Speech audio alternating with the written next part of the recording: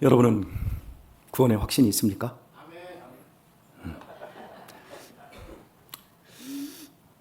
이렇게 직접적으로, 개인적으로, 진지하게 물으면 나를 무시하는가? 좀 불편해지기도 하고, 정말 나는 구원의 확신이 있는가? 의심스럽기도 하고, 참 예민한 문제인 것 같습니다. 구원파 같은 이단은 이 질문에 대답하지 못할 때 그 사람의 신앙을 가짜라고 치부해버립니다. 우리 역시도 누군가의 신앙에 대해 구원의 확신이 있다 없다로 판단하기도 합니다. 불교는 윤회를 믿으며 이 생에서의 삶이 다음 생에 영향을 미친다고 가르칩니다. 도교나 노장사상은 인간의 삶을 음행, 음양, 오행, 기의 흐름으로 이해하고 자연스럽게 살다 가는 것을 이상적으로 봅니다. 공자의 제자 계로가 스승에게 죽음이 무엇입니까? 죽음 후에는 무엇이 있습니까? 라고 묻자 공자는 부지생 언지사, 생을 알지도 못하는데 살을 어찌 알겠는가? 다른 표현으로 살아있는 일도 다 모르는데 죽은 일을 어찌 알겠는가? 라고 대답을 했습니다. 죽음에 대해 섣불리 말하지 않는 신중한 태도를 보여줍니다. 그들에게는 구원의 확신 같은 것이란 애초에 없습니다. 대신 구원의 길을 찾고자 평생을 혹독하게 수행하고 정진합니다. 그럼에도 구원의 길을 찾지 못해 괴로워하는데 기독교인들은 구원을 확신하며 자랑까지 합니다.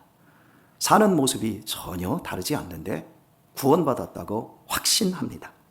이런 우리를 보면서 세상 지성은 어떤 느낌일까요? 참 우리를 부러워할까요? 전혀 아닙니다. 사고가 너무나도 얄팍하다. 무식하면 용감하다. 저건 맹신이다. 이렇게 여긴다라는 걸 여러분 아십니까? 기독교도 평생 진리를 알아가는 과정 중 하나일 텐데 확신을 얘기하는 것이 무례하다고까지 여깁니다. 그리고 이런 사람들이 단체를 만들고 정치 권력을 화되어서 뭔가를 또 얻으려고 2차 행동을 옮깁니다. 이걸 보면서 세상이 기독교를 어떻게 생각할까요? 대체 구원의 확신이란 무엇이고 또 구원의 확신을 갖는다는 의미는 어떤 것일까요? 이 부분이 바르게 정립되지 않으면 우리의 신앙은 세상 지성이 지적하듯 맹신이 되는 겁니다. 오늘 본문은 이런 기독교 신앙에서 구원의 확신이 무엇인지를 생각하게 하는 본문 중에 하나입니다. 주님께서는 십자가의 죽음을 앞두고 괴로움 속에서 기도하셨습니다. 그러자 즉각적인 하늘로부터 음성이 내려왔습니다. 내가 이미 영광스럽게 하였고 또다시 영광스럽게 하리라. 아들의 죽음으로 죄인들을 구원하시는 하나님의 사랑이 실제로 증명되는 것이기에 하나님의 이름 역시 영광스럽게 되어진다라는 사실을 2주에 걸쳐 살펴보았습니다. 아들이신 예수님께서는 당신의 죽음으로 이루어질 모든 결과에 대해 아버지로부터 확인하고자 기도하셨고 아버지 하나님께서는 아들에게 영광스럽게 하겠다라는 약속을 확인시켜 주셨습니다.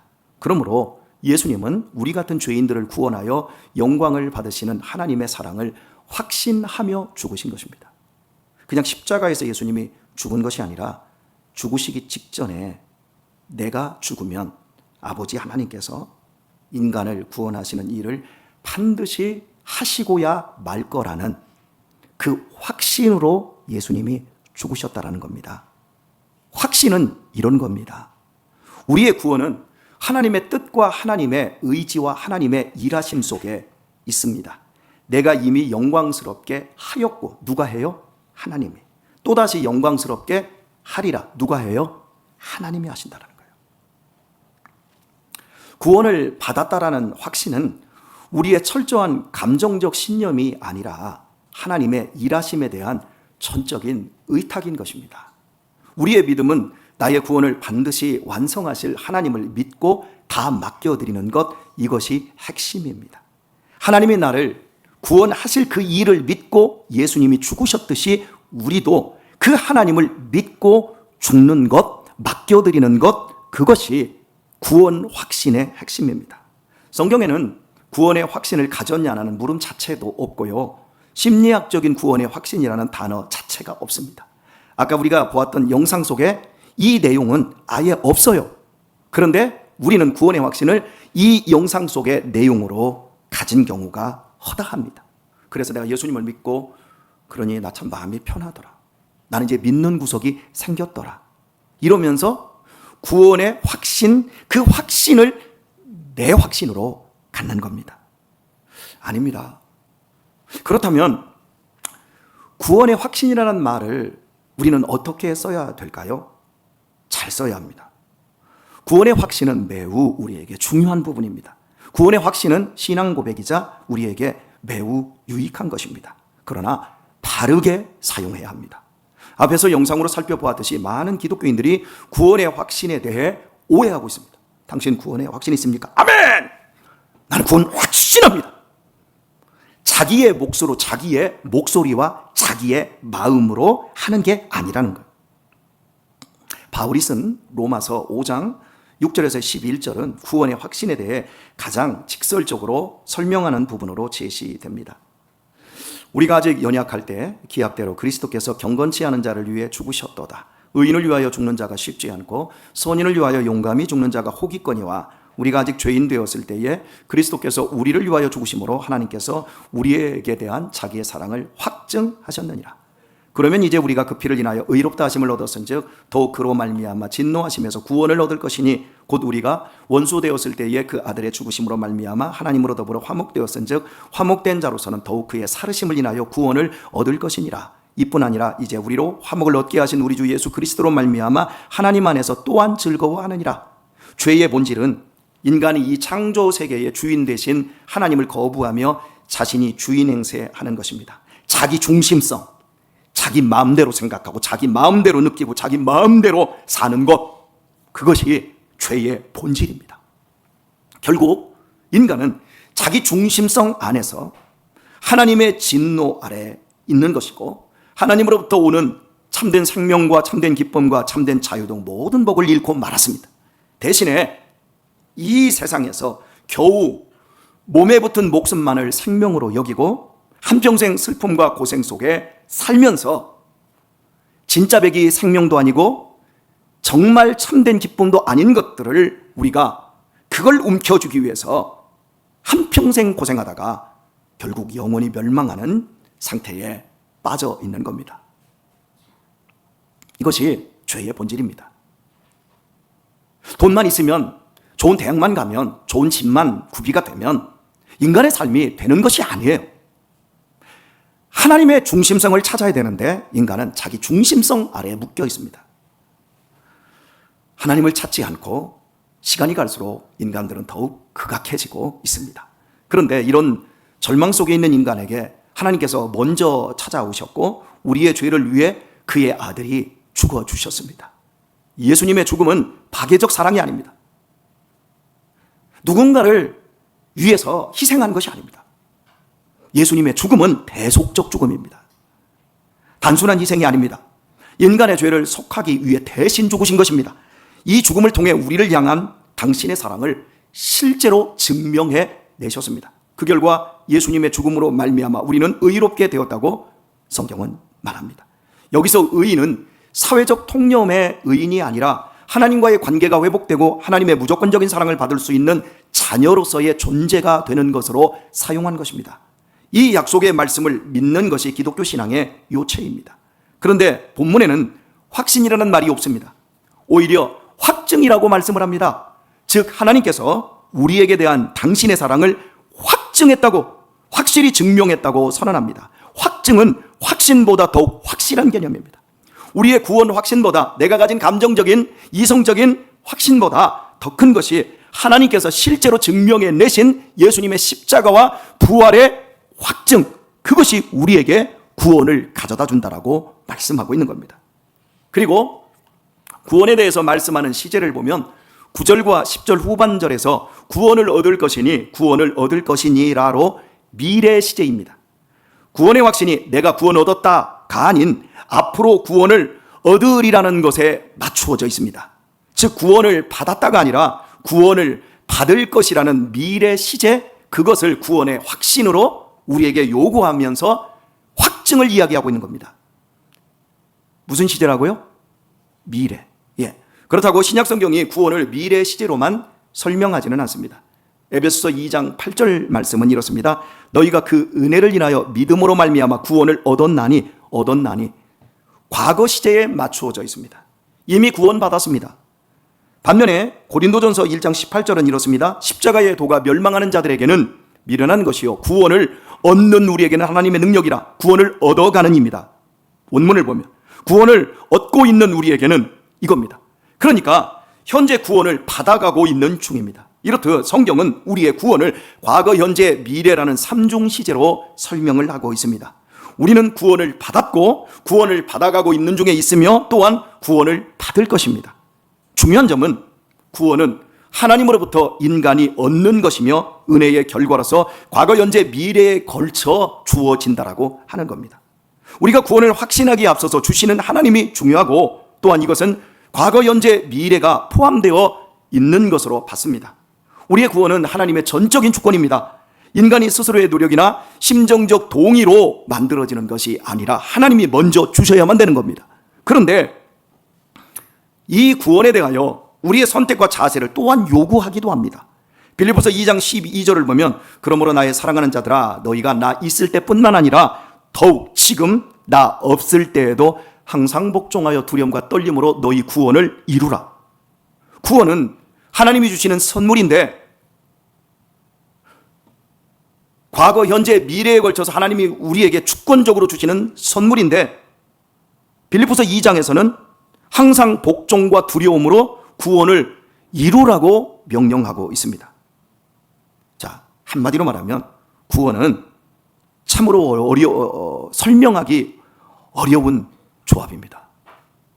그러므로 구원의 확신은 이 어려운 논리를 다 포함시켜서 말해야 하는 겁니다.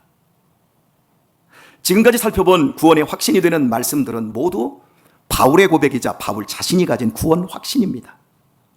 바울은 예수님을 반대했고 예수님을 믿는 사람들을 이단 사이비로 여기고 죽이는 사람이었습니다. 그런데 이런 바울이 예수님의 죽음과 부활이 있은 후 3년 만에 예수님을 믿을 뿐만 아니라 자신의 전 인생을 복음을 전하고 교회를 세우는 일에 목숨을 바칠 정도로 구원을 확신했습니다. 대체 어떻게 이렇게 사람이 급진적으로 변할 수 있었을까요? 다메섹에서의 특별한 체험으로만 설명하기에는 부족합니다. 당시에 예수님의 부활을 부정하는 수많은 음모론들이 있었고 정치적으로 복음을 전하지 못하게 탄압하고 있었습니다. 예수님을 믿는 사람들의 재산과 지위를 빼앗고 심지어 죽이기까지 했습니다. 그래서 많은 사람들이 예수님을 믿는 사람들을 색출하러 다녔습니다. 그래서 저 A라는 사람이 부자인데 저 사람이 지금 공무원인데 저 사람이 지금 예수님을 믿는구나 고발하고, 그래서 그 사람이 정말 예수님을 믿는 사람으로 밝혀지면 그 사람이 가진 지위를 그 고발한 사람이 갖게 되어지고 그 사람이 가진 그 재산과 그 사람이 부리는 모든 가족들을 나의 노예로 가질 수 있었습니다.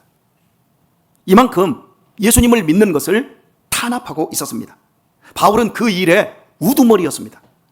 이런 상황에서 바울 자신이 어떻게 예수님을 믿게 되었고 예수님을 위해 살고 죽을 수 있는 구원의 확신을 가진 자가 되었습니까? 그리고 그 구원을 삼중 시제로 하나님으로부터 받는 것이며 또한 항상 복종하여 두려움과 떨림으로 구원을 이루어가는 것으로 설명하는 이런 논리를 우리에게 말하고 있는 것일까요?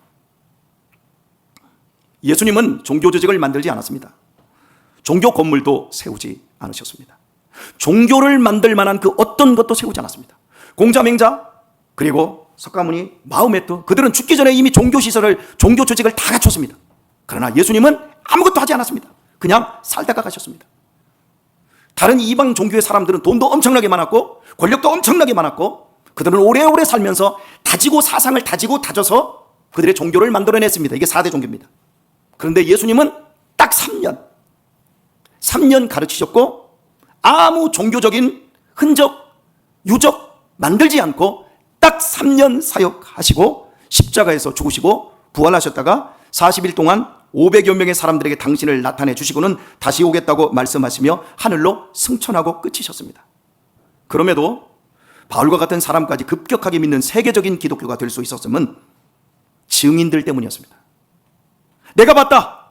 나의 이 두 눈으로 예수님의 죽음과 부활을 목격했다. 예수님은 하나님의 아들이다. 그분이 약속했다.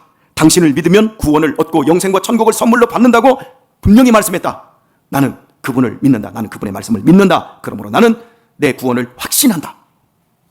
이런 증인들이 목숨을 걸고 재산을 빼앗기며 자녀들이 노예로 전락하는 상황에서도 죽으면서까지 예수님의 죽음과 부활을 증거했기 때문입니다. 그리고 그들은 죽으면서 웃으며 죽으며 또 사람들을 용서하며 죽어갔습니다. 그 사람이 대표적으로 누구였습니까? 스데반 아닙니까? 기독교는요, 증인의 종교입니다. 증인이 되지 못하는 사람들은 그 사람들은 기독교인은 아닙니다. 기독교는 증인의 종교입니다. 심정적인 확신이 아닌 역사적인 사실을 실제로 믿고 살아가는 증인들의 종교입니다. 하나님이 역사 속에 개입하셔서 예수 그리스도를 통해 실제로 행하신 일에서 출발한 것이 기독교이고 기반한 것이 기독교입니다. 그러므로 구원의 확신은 이성적인 동의나 격렬한 감정이 아닌 기쁘고 감사하고 즐겁게 살아가는 방식에서 증명되는 겁니다. 그래서 바울이 또한 즐거워하느니라 말씀합니다. 과거에 예수님께서 우리를 위해 죽으셨고 지금 하나님과 화목하게 살아가며 장차 천국에서 완성될 구원을 믿는 삼중 시제의 확신은 우리로 하여금 더욱 하나님을 신뢰하게 만들고 우리의 삶을 즐겁게 만듭니다. 그래서 저는 구원의 확신을 제 자신에게 이렇게 적용합니다. 저는 죄로부터 구원을 받아 하나님을 아버지라 부르는 자리에 있고 날마다 하나님의 뜻에 더욱 복종하며 두려움과 떨림으로 구원을 이루어가고 있으며 마지막 날에 구원이 완성되어 천국에 들어갈 것을 확신합니다. 이렇게 고백함은 디모데후서 4장 18절 말씀 때문입니다. 이 역시 바울의 고백입니다. 주께서 나를 모든 악한 일에서 건져내시고 또 그의 천국에 들어가도록 구원하시리니 그에게 영광이 세세무궁토록 있을지어다. 아멘. 내가 살아가는 날 동안에 주께서 나를 모든 악한 일에서 건져내시고 시험과 환난과 유혹에서 나를 건져내시고 또 그의 천국에 들어가도록 구원하시리니 나를 건져내기 때문에 주님이 나와 지금 지켜주시는 구원을 항상 현재 속에서 누릴 수 있게 해주셨을 뿐만 아니라 내가 세상 떠나가는 그날에도 그의 천국에 들어가도록 구원하시리니 그래서 그에게 영광이 세세무궁토록 있을지어다. 바울이 이렇게 고백하고 있는 겁니다. 우리의 구원 확신은 하나님께서 역사를 통해서 실제로 이루어가고 있는 사실을 믿는 데서 나오는 것입니다. 우리의 내면에서 나오는 게 아닙니다.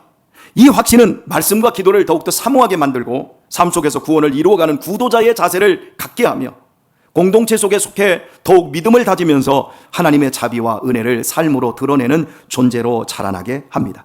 그러므로 구원의 확신은 타인을 평가하기 위한 교리적 도구가 아니라 나 자신에게 묻는 경건한 질문이어야만 합니다. 내 삶은 하나님을 신뢰하는 구원의 확신을 밖으로 드러내고 있는가? 이렇게 확인되는 구원의 확신은 삶 전체가 흔들리는 어떤 고난과 시험에도 기쁨과 여유와 평안을 놓치지 않게 합니다. 이런 모습은 믿지 않는 사람과 구원의 확신이 없는 이방 종교인들과는 전혀 다른 삶의 형태가 되는 겁니다. 그래서 우리의 살아가는 모습을 보면서 세상은 내 주변에 있는 사람들이 궁금해서 우리에게 묻습니다. 당신의 삶이 부럽다. 당신 삶의 비결은 무엇인가? 나보다 덜 가졌는데, 나보다 더 세상적으로 못 나가는데 당신은 어떻게 그렇게 즐겁고 평안하게 살며 자식들을 그렇게 온유하고 아름답게 키우고 그렇게 행복한 시간들을 살아가고 있는가? 도대체 당신이 가진 삶의 비결은 무엇인가? 이렇게 우리에게 묻는다면 나는 예수 그리스도의 십자가로 증명된 하나님의 사랑 안에 살고 있습니다. 이럴 때 구원의 확신이 드러나는 것이고 이런 구원의 확신은 나만의 신념을 넘어 세상을 회복시키는 하나님의 능력으로 작용하게 되어집니다. 오늘 말씀을 맺겠습니다. 주 안에서 사랑하는 우리 교우 여러분, 구원의 확신은 어떤 감정적인 유한이나 자기 암시에서 비롯된 것이 아닙니다. 그것은 역사를 관통하신 하나님의 사랑, 예수 그리스도의 십자가와 부활이라는 실체 위에 세워진 신앙 고백입니다. 그러므로 우리는 외쳐야 합니다. 나는 예수 그리스도의 십자가로 증명된 하나님의 사랑으로 구원받았음을 확신합니다. 이 확신은 나를 하나님의 사람으로 만들고 세상 속에서 진리를 외치고 사랑을 실천하는 주님의 증인으로 살아가게 합니다. 우리는 여전히 약합니다. 그리고 넘어집니다. 하지만 그럴 때마다 다시 일어나게 하시는 현재를 구원하시는 하나님의 은혜가 우리 안에 머물고 있습니다. 그러므로 구원의 확신은 단지 입으로 말하는 것이 아니라 우리의 삶으로 살아내는 것으로 정당한 것입니다. 여러분에게 누군가가 구원의 확신이 있습니까? 라고 물으면 씩 웃으면서 밥 한 끼 사주세요. 구원의 확신이 있습니다. 어쩌고 저쩌고 아멘 하고 그러지 말고, 그리고 여러분들도 구원의 확신 있냐? 너 구원의 확신 가져야 돼 하고 억압하고 강압하지 마세요. 우리에게는 학습이 중요합니다. 우리의 모든 배움은 다 학습으로 오는 거거든요. 그런데요, 그 학습이 우리의 신념을 공고하게 할 수 있다고 생각하지 마십시오. 하나님이 우리의 내면을 터치하셔야 합니다. 진짜 백의 구원의 확신은 꼭 기억하십시오. 고난 중에도 미소를 잃지 않는 사람입니다. 유혹 속에서도 순결을 지키는 사람입니다. 억울함 속에서도 용서를 택하는 사람입니다. 시험 중에도 두려움과 떨림으로 하나님의 명령에 복종하는 그 사람이 바로 구원의 확신을 가진 사람입니다. 우리의 구원은 열매로만 드러나지 입으로 드러나지 않습니다. 기억하십시오. 십자가로 증명된 바른 구원의 확증 위에서 남은 생애를 더욱 귀하고 멋지게 살아 더욱 복종하여 두려움과 떨림으로 여러분이 가지신 삼중 구원의 시제를 충분히 여러분의 것으로 누리고 살리고 경험하며 분투하다가 주님이 부르시는 그날에 그의 천국에 들어가도록 구원하시는 하나님의 손에 다 맡기고 예수님처럼 웃으면서 죽음의 길로 들어서실 수 있기를, 그런 각오가 있기를 바랍니다. 여러분이 이렇게 살면 어둠과 무지 아래에 있는 자들에게 빛과 소금이 되실 뿐만 아니라 그들을 구원하는 일로 하나님이 여러분을 반드시 사용하시고 그렇게 축복해 주실 것입니다. 이런 은혜, 이런 능력이 임하기를 예수님의 이름으로 축원드립니다.